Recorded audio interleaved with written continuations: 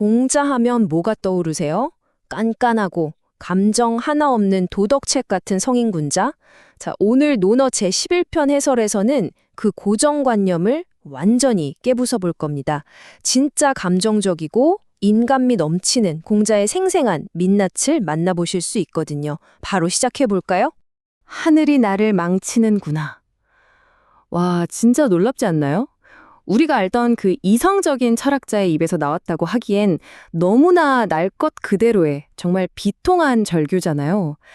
8절에 나오는 이 한마디가 공자에 대한 우리의 선입견을 단번에 박살내 버립니다.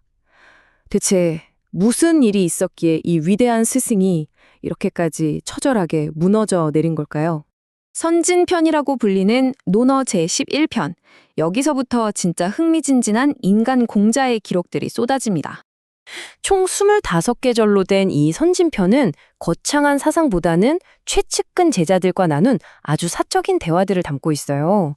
이 절을 보면 공자가 자신의 수제자들을 4가지 전공, 즉 덕행, 말솜씨, 정치, 학문으로 딱딱 분류해 놓거든요.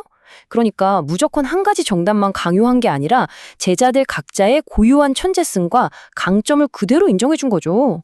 스승 주변에 얼마나 다양하고 매력적인 캐릭터들이 모여 있었는지 상상이 가시죠? 성인의 상실과 슬픔. 자, 이제 이 11편의 감정적인 클라이막스로 들어가 보겠습니다. 아까 들으셨던 공자의 그 처절한 절규 기억나시죠? 그게 바로 수제자 안회의 너무나 이른 죽음 때문이었습니다. 안회가 세상을 떠났을 때 흥미롭게도 장례 방식을 두고 스승과 남은 제자들 사이에 의견 충돌이 일어납니다. 다른 제자들은 우리 훌륭한 동문이니까 무조건 성대하고 으리으리하게 치러주자라고 나섰어요. 하지만 공자는 정반대였습니다. 공자에게 안회는 진짜 친아들 같은 존재였거든요. 그래서 거칠애보다는 차라리 소박하고 진정성 있는 그야말로 가족 같은 장례를 원했던 겁니다. 그런데 여기서 정말 인간적인 장면이 나옵니다. 공자가 빈소에서 슬픔을 주체하지 못하고 너무 목 놓아 통곡하니까 주변에서 선생님 통곡이 너무 지나치십니다 하고 말려요. 이때 공자의 반응이 압권입니다. 이런 사람을 위해서 지나치게 통곡하지 않으면 도대체 누구를 위해 한단 말이냐? 어떠세요? 체면 챙기는 스승이 아니라 사랑하는 제자를 잃은 자신의 슬픔을 정말 솔직하고 열정적으로 방어하잖아요. 이 완벽해 보이던 성인의 가슴 속에 얼마나 깊은 사랑과 상실감이 자리하고 있었는지 확 느껴지시죠? 삶, 죽음, 부지고 중용. 자, 이제 깊은 슬픔을 지나 철학적 깨달음의 순간으로 넘어가 봅니다. 어느 날 제자 자로가 꽤나 무거운 질문을 던집니다. 귀신을 섬기는 건 어떻게 해야 하는지, 그리고 죽음이란 과연 무엇인지 묻죠. 미지의 사후세계에 대한 막연한 두려움, 우리도 가끔 이런 생각하잖아요. 이 평범하지만 날카로운 질문이 동양 철학에서 가장 현실적이고 굳건한 명언을 이끌어냅니다. 공자의 대답이 진짜 명쾌합니다.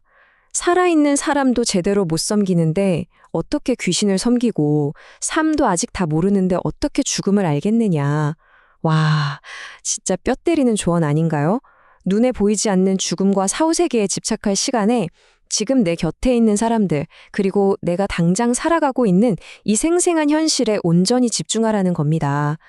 현실을 살아가는 지혜에 대한 이야기는 15절에서도 계속 이어지는데요.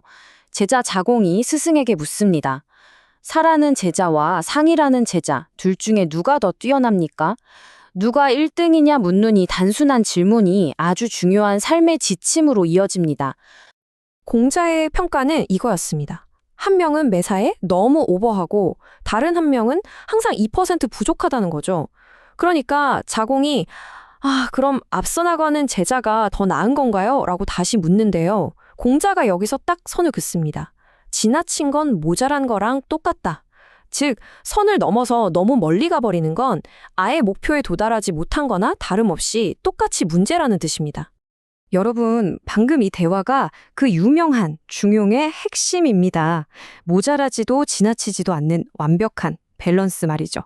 사실 생각해보면 우리 현대인들 매일 번아웃 오고 워라밸 무너지고 강박적인 완벽주의 때문에 고통받잖아요. 수천 년 전에 이 절제와 균형의 철학이 지금 우리 삶에도 얼마나 찰떡같이 맞아떨어지는지 정말 놀랍지 않나요? 진정한 지향점. 자, 이제 이 11편의 클라이맥스를 장식하는 마지막 이야기로 들어가 봅니다. 25절에서 공자가 제자들에게 아주 흥미로운 질문을 던집니다. 누가 너희를 알아준다면 세상에 나가 뭘 해보고 싶냐?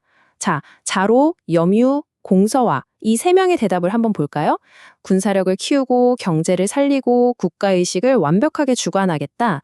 현대사회로 치면 국방부 장관, 기재부 장관 같은 엄청나게 스트레스 높고 거창한 엘리트 코스를 꿈꾼 겁니다. 그렇다면 마지막 제자, 증석은 뭐라고 있을까요? 그 전에 재밌는 포인트 하나 짚고 갈게요. 앞에 두 제자는 무려 단 3년 만에 나라 전체의 문제를 싹 다 고쳐놓겠다고 떵떵거립니다. 어마어마한 자신감이죠? 근데 공자는 이들의 넘치는 패기와 은근한 허세를 보면서 그냥 빙긋이 웃고 넘깁니다. 그런데 마지막 제자, 증석의 차례가 되자 공기가 확 바뀝니다. 증석이 튕기던 검은 곳소리가 수르륵 잦아들더니 악기를 딱 밀어두고 일어나는 거예요. 저는 앞에 세 사람의 거창한 뜻과는 결이 완전히 다릅니다. 증석이 내놓은 비전은 진짜 시 한 편 그 자체였습니다. 늦은 봄에 가벼운 옷차림으로 냇가에서 목욕하고 재단에서 시원한 봄바람 좀 쐬다가 시를 읊으며 집으로 돌아오고 싶습니다. 어떤가요? 출세해서 권력을 쥐겠다는 게 아니라 좋은 사람들과 자연 속에서 은하과 여유를 즐기는 소박한 일상의 기쁨을 최고의 가치로 둔 겁니다. 방 안의 그 야심찬 엘리트 지망생들이 속으로 쟨 지금 뭔 소리 하는 거야 하고 어리둥절해하던 바로 그 순간 위대한 스승 공자가 깊은 한숨을 탁 내쉬더니 이렇게 말합니다. 나도 증석의 생각에 완전 찬동한다. 와, 정말 짜릿한 반전 아닌가요?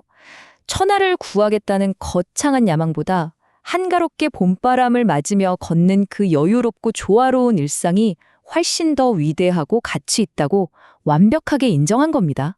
이번 해설을 마무리하면서 여러분께 꼭 이 질문을 던지고 싶어요. 미친 듯이 바쁘고 야망과 스트레스로 가득한 요즘 세상에서 여러분의 진짜 지향점은 무엇인가요? 남들이 다 쫓아가는 거창하고 피곤한 목표만 바라보느라 정작 살랑이는 봄바람을 맞으며 걷는 여유를 잊고 살진 않으셨나요? 오늘 이 이야기가 여러분 삶에 작지만 시원한 바람이 되었길 바랍니다. 푹 빠져드는 시간이셨길 바라고요. 그럼 여기서 인사드릴게요.